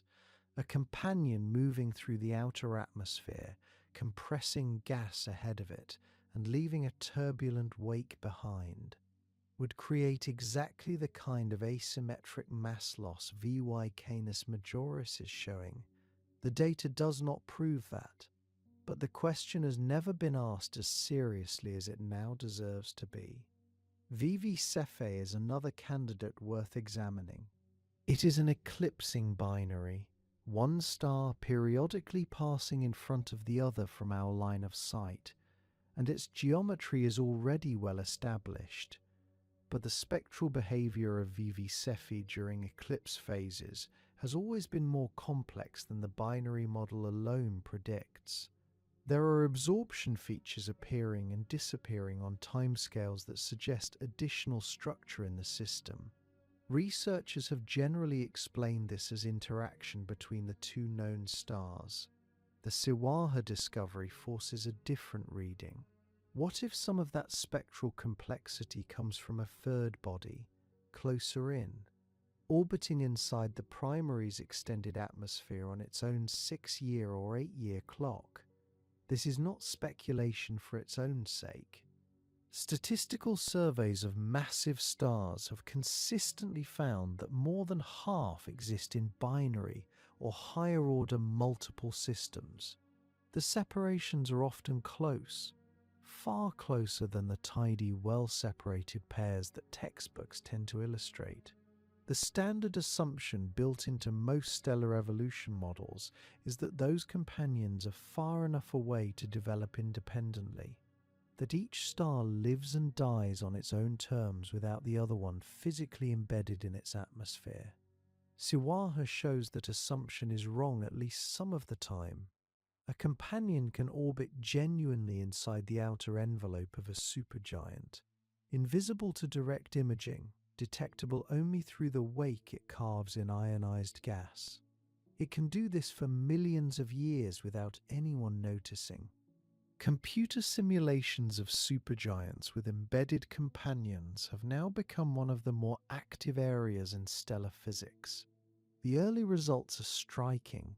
When you place a small, hot star inside the extended atmosphere of a massive red supergiant and model how the two objects interact over hundreds of years, you get behavior that looks remarkably like what we actually observe in some of these systems: episodic mass ejections, asymmetric outflows, variability patterns with two overlapping periods, spectral anomalies in ultraviolet that have been filed away as unexplained for decades. The simulations suggest that embedded companions are not freakish exceptions. They may be a normal phase that many binary systems pass through late in their evolution. As the primary swells outward and engulfs whatever is orbiting close, that has real consequences for how we interpret observations of other galaxies. When a supernova goes off 50 million light years away and its light curve looks slightly wrong, brighter at the wrong moment, declining at an odd rate, showing spectral features that do not match standard models, astronomers typically chalk it up to variation in the environment or some poorly understood detail of the explosion physics. Siwarha raises a different possibility. If embedded companions are common, then a meaningful fraction of those distant supernovae involved a secondary star caught inside the primary at the moment of explosion. The companion's material gets swept into the blast. The geometry of the shockwave changes. The chemical signature of the remnant shifts, and the light curve carries the fingerprint of an object that nobody knew was there, that nobody was looking for. This was because the category did not exist. It exists now. The toolkit developed to find Siwarha, the long baseline ultraviolet monitoring, the ionized ion signatures, the careful separation of companion-induced variability from intrinsic stellar noise is portable. It can be applied to Antares, to VY Canis Majoris, to any sufficiently bright supergiant that has been observed long enough to have accumulated the years of data the method requires. The evidence has probably been sitting in the data the whole time. We simply required the right methodology. Now we know what we are looking for. The death of a massive star has had a standard textbook description for decades. The Betelgeuse Siwarha system has broken it in at least 3 places at once. For most of the 20th century, astronomers modeled the late life of red supergiants as something relatively orderly. A massive star, having burned through its hydrogen, swells outward into a supergiant. Its outer layers, held loosely, bleed away into space on a slow, continuous wind. Year after year, century after century, the star loses mass at a steady rate. The total mass shed before the final collapse determines what gets left behind. Lose enough, and the core that remains is small enough to settle into a neutron star. Hold on to too much. The core that collapses is heavy enough to tip over into a black hole. That was the framework. It was clean. It was teachable. And it was, as it turns out, incomplete in ways nobody fully appreciated until Betelgeuse blew part of itself into space in early 2019. The surface mass ejection that produced the Great Dimming was not a steady wind event. It was a sudden, violent expulsion. A convection cell and an outward pulsation coincided at exactly the wrong moment. The result was a mass ejection so large that it physically altered the star's outer structure and disrupted a 400-day pulsation cycle that had been stable for nearly 2 centuries. The amount of material lost from the southern hemisphere alone in those 3 months was roughly twice Betelgeuse's normal annual mass loss rate. That is not a rounding error. That is the difference between slow erosion and a catastrophic blowout. What this means for the textbooks is significant. If massive stars shed material not in steady winds, but in episodic bursts, some of them enormous, then the total mass a star loses before exploding is far harder to predict than the old models assumed. The final mass going into the explosion determines whether the remnant collapses into a neutron star or transforms into a black hole.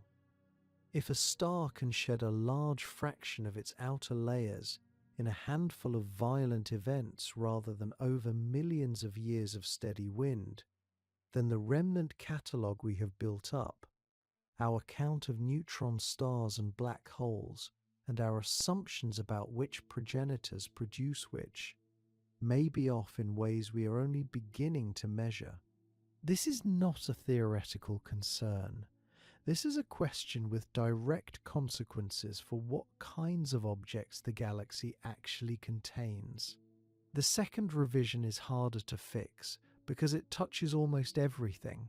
The standard picture of how a red supergiant ages and eventually collapses has always modeled the star as a single object evolving in relative isolation. A companion star, if present, was assumed to be far enough away that it orbited in clean empty space, affecting the primary only through gravitational pull.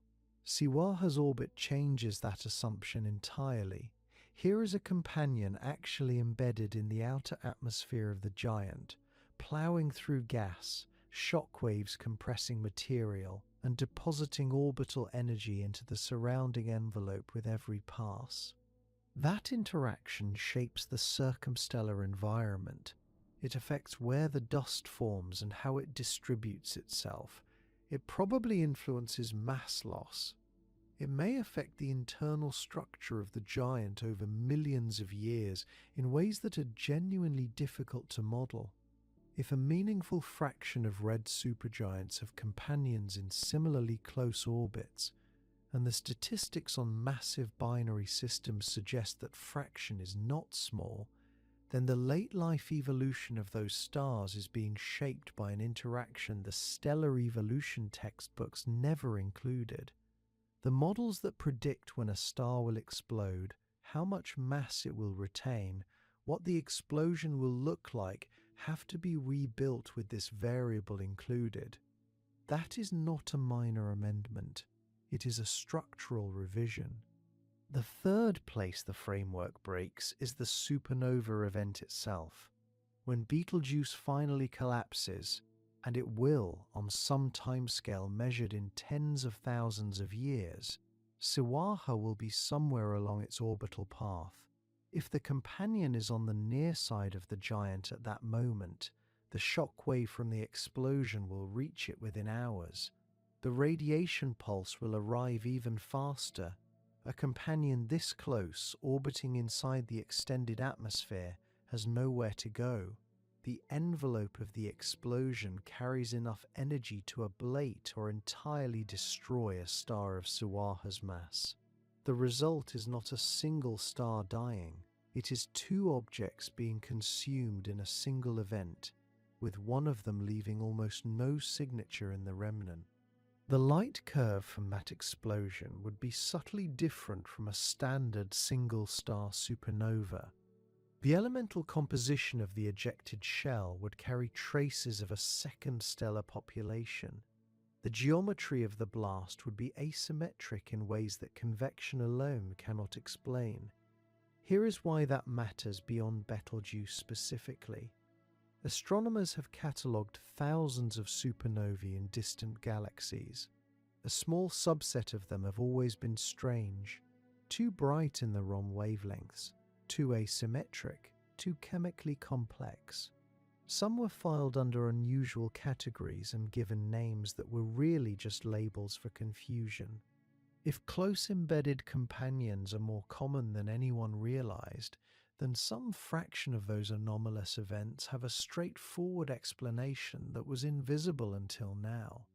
The companion was caught inside the blast, and nobody knew to look for it. These three revisions, episodic mass loss, atmospherically embedded companions, companion destruction during collapse, are not footnotes to the main theory. They affect the remnant distribution, the late evolutionary trajectories, the light curves of some of the most energetic events in the observable universe. They ripple outward into questions about how galaxies build up their chemical inventory over billions of years. This was because the elements forged inside massive stars and scattered by supernovae are the raw material for everything that comes after. Get the mass loss wrong, get the remnant wrong, get the explosion dynamics wrong, and the chemical history of the galaxy is wrong with them. Our understanding of how massive stars perish is undergoing revision as these events unfold. Betelgeuse is one of the main characters, even as it moves, slowly and inevitably, toward its final page. Withdraw from the specifics and consider what the revelation of Siwarha truly means. One star, 650 light-years away. A mystery signal that first appeared in brightness records kept by hand in the 1830s and refused to yield for nearly 2 centuries. Generations of astronomers flagged it, studied it, argued over it, and eventually handed it to the next generation still unsolved. That is not a failure. That is how science actually works when the problem is hard enough. Consider the nature of the puzzle itself. The original observers had documented variations in the star's apparent magnitude, but the fluctuations were subtle, often within the margin of error inherent to naked-eye astronomy. When photographic plates became available in the late 19th century, they offered greater precision, yet the signal remained elusive. The problem was not that Siwarha was doing nothing remarkable. The problem was that what it was doing fell just beneath the threshold of reliable detection for each successive generation of instruments. By the mid-20th century, photoelectric photometry improved matters considerably, but the object's behavior seemed almost designed to frustrate systematic analysis. Some years the variations appeared prominent, other years they vanished into noise. Researchers proposed competing hypotheses: an undetected binary companion, periodic star-spot cycles similar to solar activity, or perhaps instrumental artifacts that had persisted across different observatories. Each theory had advocates. None achieved decisive proof. The archival record grew thicker without yielding certainty. What changed was not the star itself, but humanity's capacity to listen to it more carefully. The accumulated dataset represented thousands of individual observations, spanning nearly 2 centuries. Each measurement was small, often imprecise by modern standards. Yet collectively they contained information that no single observation could provide.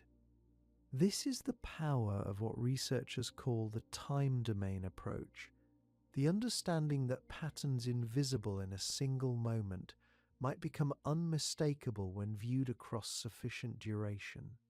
But assembling this dataset required effort beyond what any individual astronomer could manage. It meant coordinating records from observatories in Chile, South Africa, Australia, and the Northern Hemisphere. It meant convincing institutions to digitize handwritten ledgers and early machine-readable formats.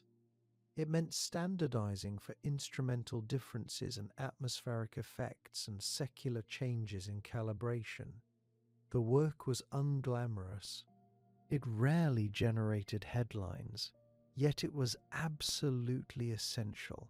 The Hubble Space Telescope's role proved decisive precisely because it could observe in ultraviolet wavelengths that ground-based facilities could not access.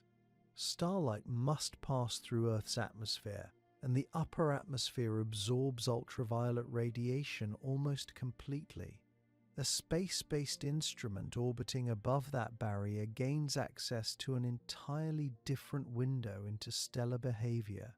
The 8-year monitoring campaign focused on emission from ionized iron, a signature so subtle that it demanded observations approaching Hubble's fundamental sensitivity boundaries.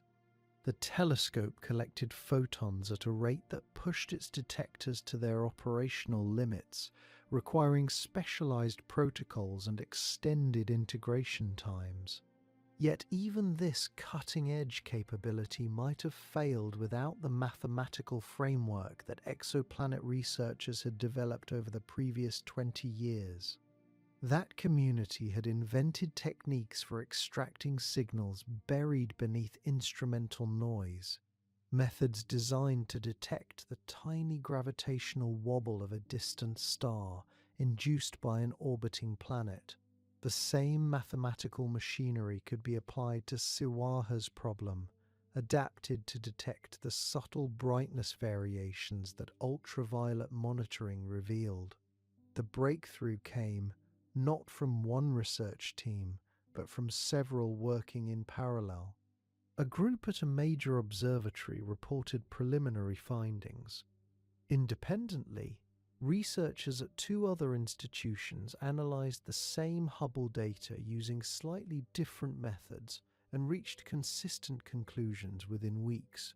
A 4th team examined ground-based photometry with refined statistical techniques and found supporting evidence. This convergence from multiple approaches provided a confidence that no single analysis could achieve. The peer review process, often criticized as slow, functioned exactly as intended. Each group's work was scrutinized by colleagues operating from different assumptions, reducing the chance that a systematic error or methodological bias could contaminate the final result. What finally broke it open was not a single genius and not a single telescope. It was accumulation, decades of photometric records from observatories across 4 continents.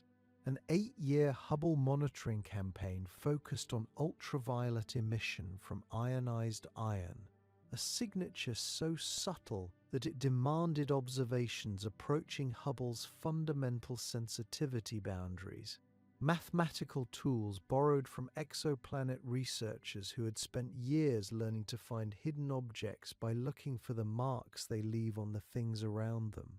Multiple independent research teams working from different data sets, different wavelengths, different methods, all arriving at the same conclusion within months of each other.